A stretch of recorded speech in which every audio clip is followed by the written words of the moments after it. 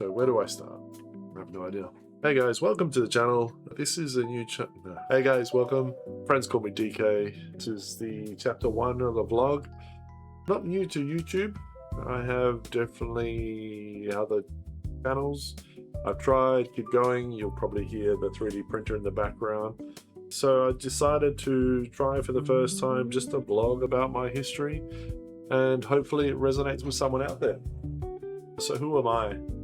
Married for 26 years. I've been working in the casino industry probably for almost 30 years.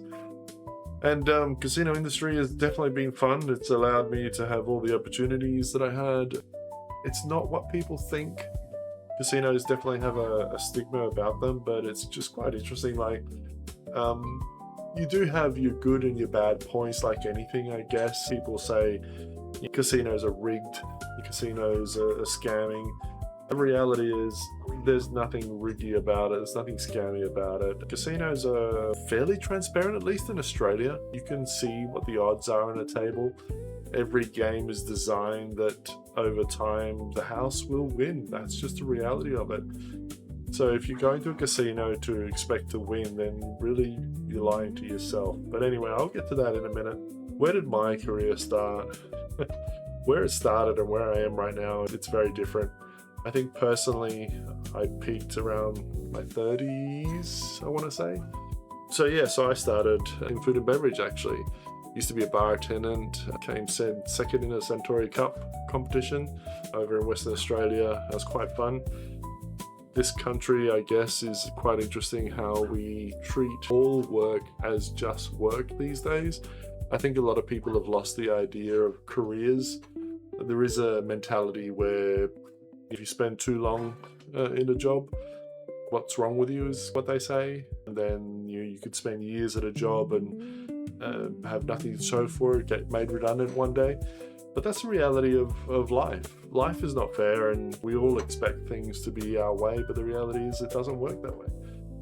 You know, the company I work for has gone through several restructuring redundancies over the last X amount of years. Now, I've been moved to a different position because of it. I've had to pick myself up and go with the flow, I guess. It's difficult, it can be stressful. But the reality is, people will say that they don't care and that you're just a number. That is technically true, but it's not that they don't care. That's not what they're there for. Anybody you work for at the end of the day is a business, whether it's a small business or a large company. That business is there to make money. You are there as an employee to help them achieve their objective. If their objectives are not being met, they have to do things to help the business survive. Now, that can be quite controversial for some people. People say we should be caring for everybody and looking after. That's not going to happen. You've got an owner of a company, an owner of a business, family-run shop. They have people that they need to look after. They have personal lives. They will do anything to support their own family before anybody else. Doesn't mean it's right way of thinking, doesn't mean how it should be, but that's just how it is. Anyway, so this blog, this channel is just going to be me probably ranting on. I've tried several channels in the past, average levels of success. My biggest problem is sticking to it. I get bored quite easily. I may be a little bit ADHD where I'll see something I'm interested in. I get hyper fixated. I do it for a period of time. Then I see something else I think it's more shiny and work to that. Throughout this video, I'll probably link some of the other channels just to have a look at what a disaster some of them are. One of them that has been consistent for a while is my 3D printing. I don't sell anything, I download, I give away quite a lot. And I suppose being where I am in the state that I'm in, we don't have family here, so it's just us two. And so we print as a hobby and I do crazy things. And as I said, I take them to the office and hand them out to co-workers. And if it puts a smile on someone's face, then I'm happy as well. So what have I done? So I've been food and beverage, as I said earlier on. I worked for gaming machines, or in other countries you call them slot machines. I've worked in the VIP realm of a casino. I've worked in the bus program of a casino. And now I work in financial crime. So definitely I can tell you that at any point, I always stuck to my morals, where I've always said if I ever knew the business was cheating, I would quit. Now, bear in mind that I've been in meetings with CEOs, I've been in meetings with head of surveillance and security. The work I'm currently doing, we look for people who are probably not with a good intention. And I tell you for a fact that casinos, we're not there to cheat anyone. They're not there to cheat anyone. It is what it is. I'm trying to find the way to articulate it, but you can win. 100% you can win. Absolutely. You have just as much chance as the next person to win. The odds of you winning, that varies. But I, myself, do enjoy a bit of a gamble on the slots outside of where I work. I'm in a state where I have options where I can go play. And I have walked away with money. But the trick with a casino is go with the money that you either are willing to lose, as in it's not going to hurt you, or consider whatever you do spend as paying for a night out. Some people like to spend $100 when they go out, maybe 2, 3, 4, 500. Depending on your income, depending on your level of comfort, you can spend more. I've known people who have spent $10, $20, $50,000 a bet without batting an eyelid. These people are owners of multiple companies, high portfolios.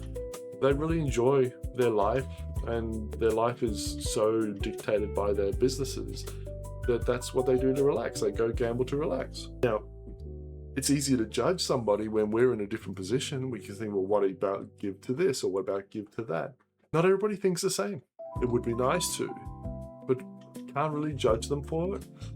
You know, people want to enjoy themselves. So, for example, taking a step away from gambling, my wife and I, we're Disney adults. We love Disney. You can probably see there as well, and a few things lying around. There's an Olaf over there that I printed, and so we love collectibles, souvenirs, all the rest of it. People may judge and go, well, that's not good. That is a weird mentality. Maybe so, but it keeps us happy, it keeps us going, and what's wrong with that? So somebody who chooses to spend their money in a casino, maybe I consider going, charity would be better. Absolutely. However, who am I to say what somebody else wants to do with their money? It's totally up to them. Some people love to live simple life with being disconnected from pretty much most of the world and in a remote place in a mountain somewhere, you know, killing and hunting for their dinner. Great, good on them. It's not for me. I've been there. I grew up on a farm. Beautiful mountains in the background, snowy mountains. We used to cull our own animals for food. Been there, done that. Not for me anymore, but some people do it. We're all different. The fact that people judge others for their actions, don't get me wrong. Don't break the law. Morally, be within reason. Morals, that's another topic for another time, but I think morals can be a little bit varied or a bit ambiguous. Or what is it, subjective, I guess. There are things that you shouldn't do, but if you're earning a decent living and everything is taken care of, you're not expected to take care of other people. I don't care what people think. People say the disparity of the rich and the poor. Yeah, I get that. We've got our first trillionaire recently, on paper, not cash. But your first trillionaire, Elon Musk. Okay, people saying he's not a genius, he didn't do anything, he's not a, maybe. I don't know him enough. But the fact that he's been able to connect people within businesses to create businesses, isn't that rewarding enough? Like, he's able to do that and nobody else did, then should he not be rewarded? Then people say, oh, tax this, do that. He doesn't owe us anything. He doesn't owe anybody anything. People have worked for him. He's paid people a wage. People get paid. Some people, he's made multi-millionaires because, shares of the company. So again, like, what do we need to judge? Anyway, talk about beverage. Food and beverage is quite interesting. It's a dying art for some people, I guess. People just treat it as a job and move on. I used to enjoy being a bar attendant. One of the things that I learned while going through original training and to do a course for it, used to be considered like a counselor. You were a jack of all trades. Obviously, you mixology, so you learned your cocktails, you learned what went well with other things, what paired well with, say, what you're eating. Didn't like the sommelier side of things. It was a bit boring for me. Yeah, you got to do a lot of things. And the thing with drinking sometimes is people would just open up after they've had a few drinks, open up and share stories. I always found it fascinating because there was people who would share stories about themselves and their lives are, and people who've been married for years and not necessarily happy in their life in general. Like, they're happy with their family, but they work, they go home, and it's just 9 to 5 for them. People would share sad stories. So for me, I always thought, live the best I can with what I can. You learn interesting things, and I think people these days are too much in a rush to argue about different points without actually knowing and experiencing things. Just because you read it on the internet doesn't make it true. Sit down with someone, grab life experience, grab an old person. I used to love listening to my great-grandmother back in the day, sharing stories of the war, hit by a double-decker bus. At half a pinky, my great-grandmother used to work in a munitions factory during the war. Talked to my grandfather and lived through the air raids in England. So do have stories. People do have a life. I think we need to look at ourselves, not compare with others, but look at ourselves and go, what can I learn? What has somebody been through that helps me? We should always care for our fellow humans. Absolutely we should. But self-improvement is probably one of the best things you should do. It's just crazy. Like, for example, take me for example. So I'm old. I'm in my 50s, so you can see a lot of grays. Even my eyebrows are going grey. Just try and find ways to improve. Now, I love technology, I love computers, and I'm always trying to advance myself. So I read, I study, I learn, I try to dabble, I play things. I don't get stuck in the moment. Some people, they'll work to 9 to 5, good on them. They'll sit down at home, have dinner, watch TV, go to bed. Those hours between working, eating, and going to bed, you should be using to broaden your mind, like something. Like, I play video games as well. Love my computer. I do have my PS5. Keep your reflexes sharp and activate the problem-solving part of your brain. Generally play a game that's on my side, mostly survival games. Then YouTube would be running with some sort of topic that I'm interested in, whether it's astrophysics or whether it's architecture. A lot of the stuff I may not understand, but I'm always trying to improve myself. I'm not sure where this vlog is going to go. This is literally my first raw vlog. Setup is just the basic. I'm in my little office room. Probably throw a couple of snazzy things in here. Actually, I probably shouldn't say it because it has already been done.